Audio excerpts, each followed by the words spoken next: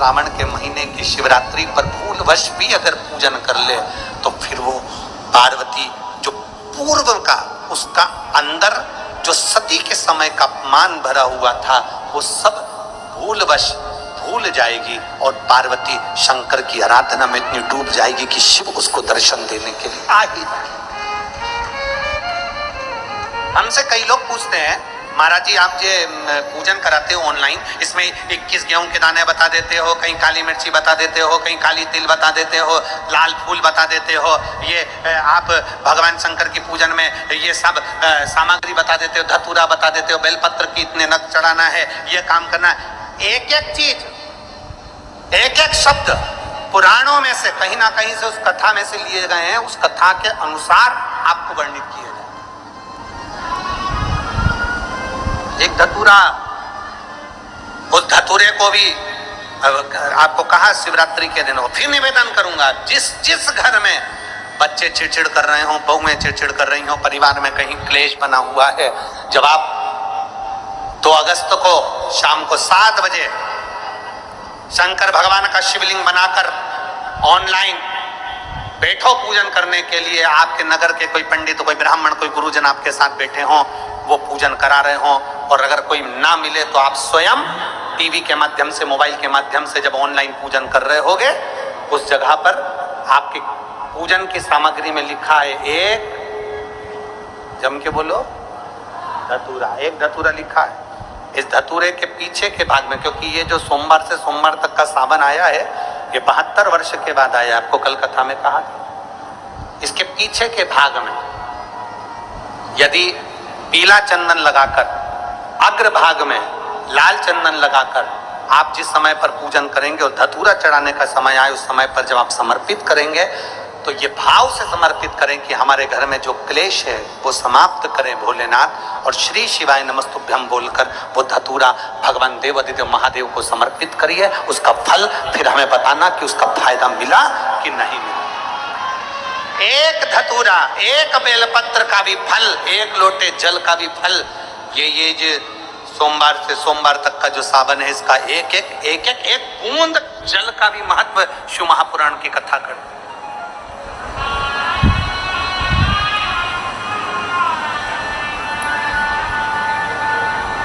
किसी ने कल के पत्र में था कि गुरुजी हम जो शिवलिंग बनाए घर में सब अलग अलग बनाए या एक बना ले, तुम्हारी जैसी मर्जी। तुम्हारे बच्चों का मन हो रहा है कि हम भी शिवलिंग बनाए, तुम्हारे पति का मन है, पत्नी का मन है, सब एक साथ पूजन करें, एक शिवलिंग बना ले, उसकी पूजन कर ले, जैसा तुम्हारा मन करे। और 2 अगस्त को शाम को 7 बजे प्रथम पहर की पूजन में करो। और फिर एक बात याद रखना,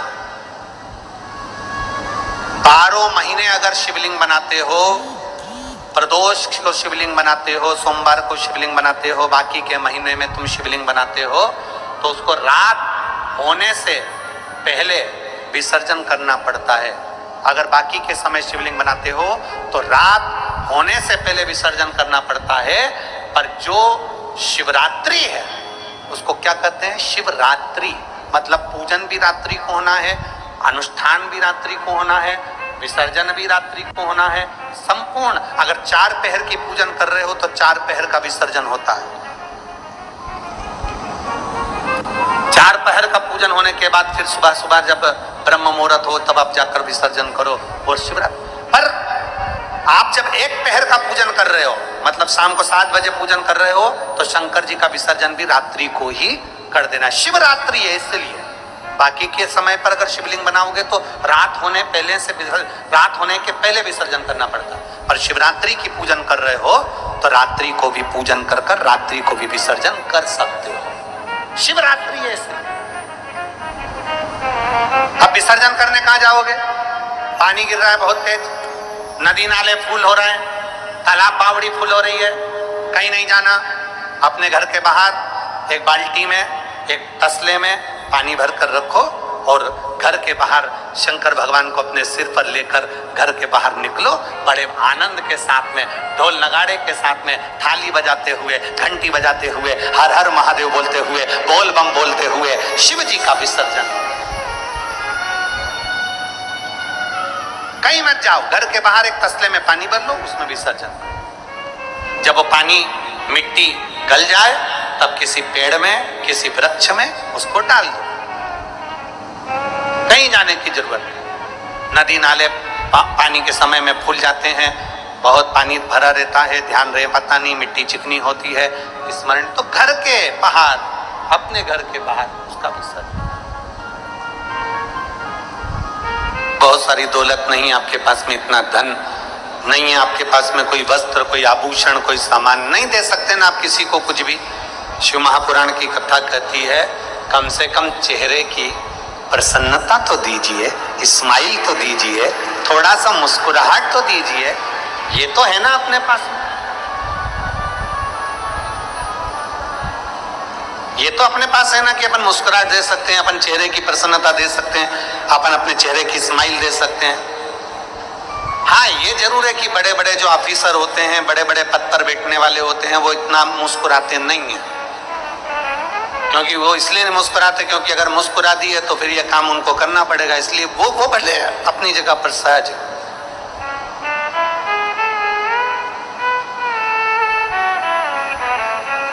पर शिव कथा कर रही है, भगवान शंकर का संवाद कर रहा है, शिव महापुराण की कथा कर रही है, भगवान शंकर का चरित्र कर रहा है।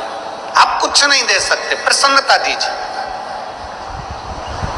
हम तो यहाँ तक कहते हैं कि दुनिया के लोग अन्न दान कर रहे हैं, वस्त्र दान कर रहे हैं, कन्या दान कर रहे हैं, मुद्रा दान कर रहे हैं, स्वर्ण दान कर रहे हैं, कोई वस्त्र दान कर रहा है। हम आपसे निवेदन करेंगे, आपके पास में कुछ नहीं है तो भगवान शंकर का नाम श्री शिवाय नमस्तुभ्यम का दान भी करना प्रारंभ करिए। ये मंत्र का दान करिए, ये स्तुति का दान करिए, पंचाक्षर मंत्र दीजिए नमः शिवाय, षडाक्षर मंत्र दीजिए ओम नमः शिवाय।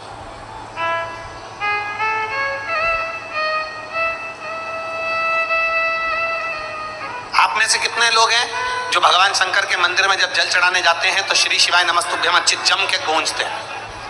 कहते हो जम के? 4 लोगों तक तुम्हारी आवाज पहुंचे, शंकर को जल चढ़ाओ।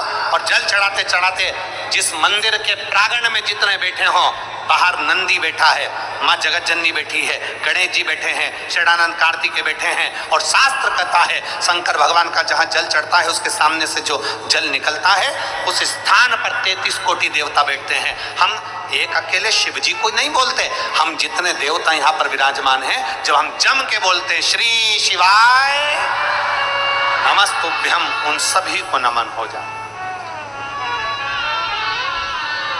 उन सभी को। कितनी भी बड़ी बीमारी हो, कितना बड़ा भी रोग है, कैंसर जैसी बीमारी से जूझ रहे हो, किडनी लीवर तक अगर खराब हो गया है तो शंकर का गुणगान करिए। 1 लोटा जल शिव जी पे चढ़ाकर उसका आचमन करना। एक पत्र है देखिए, में आ जाते हैं और शिवलिंग की आकृति में आने के बाद फिर हम भगवान शंकर का गुणगान करते हैं कि शिव इन सब का कल्याण करने वाले, औगढ़दानी, तो सदा कृपा करने वाले, करुणा करने वाले, कृपा करना, करुणा करना। श्री शिवा नमस्तु। आप भी जब प्रणाम करें, आप भी जब गुणगान करें, आप भी जब मंत्र जाप करें, दोनों हाथ भी जब प्रणाम करें, आप भी जब गुणगान करें, आप भी जब मंत्र जाप करें, दोनों हाथ जोड़कर शंकर के पास जाएं, दोनों हाथ उठाकर हर हर महादेव, भगवान शिव की स्तुति करें, भगवान शंकर का स्मरण करें, दोनों हाथ। कितना सुंदर कहा है। कई माताएं जब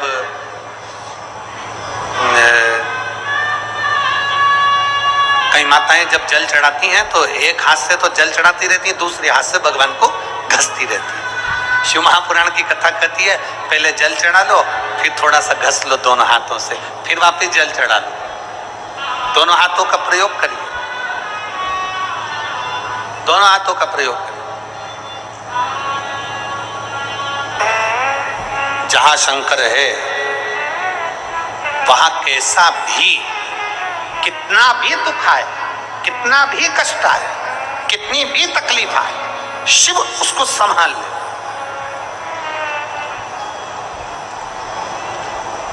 जहां शिव नहीं है वहां फिर जीव धक्के बहुत खाता है। जहां शंकर नहीं है फिर जीव धक्के खाता है।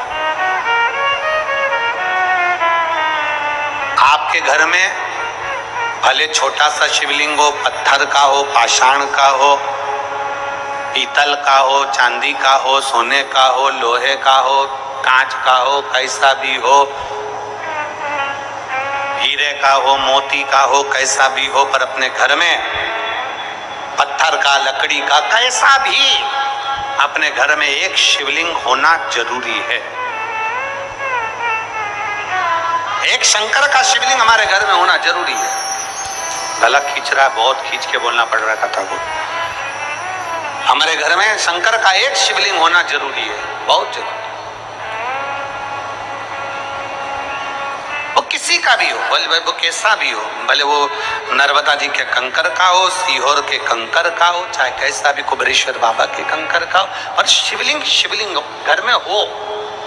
कभी ये मत सोचना कि आप बहुत छोटे हो, कभी ये मत सोचना कि आप बहुत गरीब हो, कभी ये मत सोचना कि आप कुछ नहीं कर सकते, कभी ये मत सोचना कि आप बहुत छोटे हो, मेरी कोई कीमत ही नहीं है। जिसकी कोई कीमत नहीं होती, अगर वो शंकर पर एक लोटा जल चढ़ाने लगे तो वो भी कीमत वाला हो जाता है।